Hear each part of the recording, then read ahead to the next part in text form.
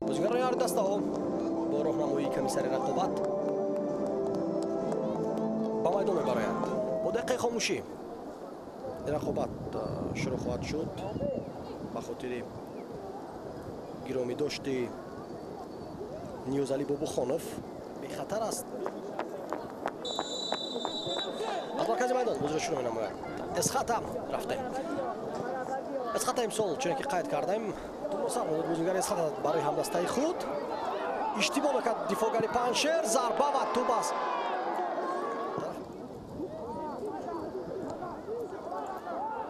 ضربه جانبی دروازه اجرا کرده میشود. آنجا میتواند که بهتر باشد.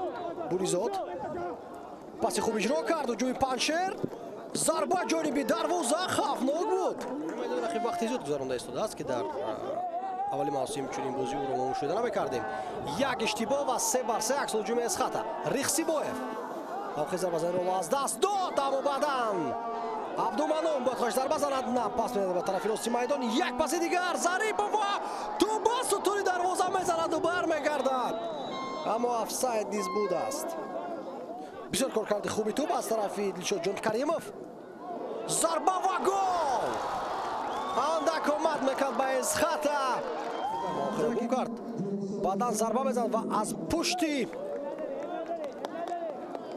فردوس علی نظرов تو با همین گونه مسیری مشکل اولی توپ رو سر میدهد ظریفوف برای رخسیبویف. ضربه رخسیبویف خیلی بلند. رخسیبویف خطا کار کرده میشود. ظریفوف از بالای سری دروازه‌بان توپ رو میبرد فردوس علی نظرов. چون دسته ضعیفترین محسوب میبود این دسته. رخسیبویف پرتاب اجرا میکند ضربه و گل. ظریفوف ضربه لاگی بزند باز هم موفق است دروازه‌بان اما آفساید بود یا نه داورش را می‌نماید که آفساید است. پرتاب جانب گل رخسیبویف نه پرتاب علی نظرов به جانب گل و توپ از بالای دروازه سانتیمترها دور می‌گذرد. حسن‌بوی قهارов پرتابی او و این ضربه تبدیل می‌یابد پرتابی حسن‌بوی قهارов.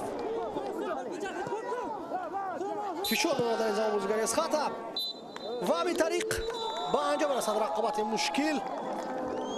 تماشاگران عزیز در همینجا گزارش مستقیم با انجام رسد. برای توجهتان عرض سپاس و فردا نیز بازی‌های دیگری